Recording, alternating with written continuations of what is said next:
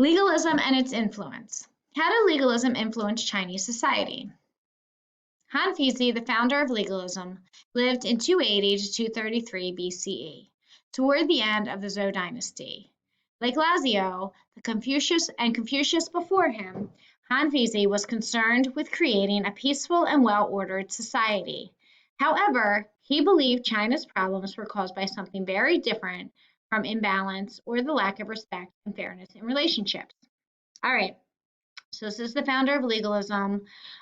He was concerned, just like the two people before him, about creating a peaceful society. He just had a different idea. Han Feizi believed people were primarily selfish and only interested in doing what would most benefit them.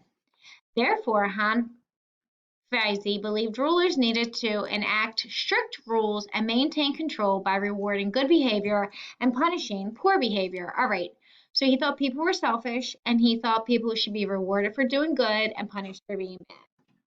Living at the end of the Zhou dynasty, Han Feizi saw unrest around him as rulers grabbed power and then were overthrown. Unlike Confucius, who believed rulers could keep their power as long as they were just and wise, Han Feizi believed rulers needed to have absolute control and be supported by a strong military to maintain power. He also believed rulers should not place their trust in others. Okay, so rulers were overthrown. Confucius believed that rulers could keep their power as long as they were just and wise, like well and smart. So, but Han believed that rulers needed to have absolute control and needed to be supported by the military to have power. Qin Shi Hongdi. Like Daoism and Confucianism, legalism affected the way China was ruled. After the Warring States period, China was united under the Qin Empire. Qin Shi Huangdi, the emperor who ruled from 2021 to 210 BCE, agreed with the basic belief of legalism, that people could not be trusted. So he set up a strict government with tight control and fierce punishments. He also tried to control his opposition by imprisoning or killing people who spoke unfavorably of him and removing books he believed to contain dangerous or harmful information, including books of Confucian thought. Okay, so after the Warring States period, China became one under the Qin Empire, okay? So this ruler, he believed in legalism. He thought people couldn't be trusted and should be rewarded for good behavior and punished fiercely or hardly for bad behavior, okay? So he tried to control people who were against him by killing them or putting them in prison. They spoke about him that poorly. That's what he would do to them. He also removed any books that he thought had dangerous information in them.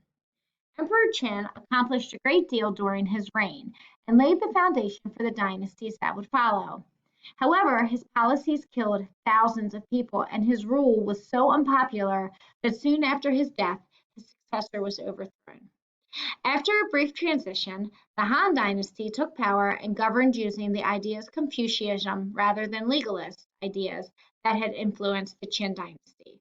Okay, so while Emperor Qin may have accomplished a lot during his reign, a lot of people died, and his rule was not popular. He was very harsh. He thought people were selfish. He enforced very strict punishments and mean punishments. So after he died, the person who took the throne after him, he was kicked out mighty quick, and the Qin Dynasty ended, and the Han Dynasty took power, and the ideas of Confucianism came back into play. And if we remember, those were ideas of good morals and respect, okay?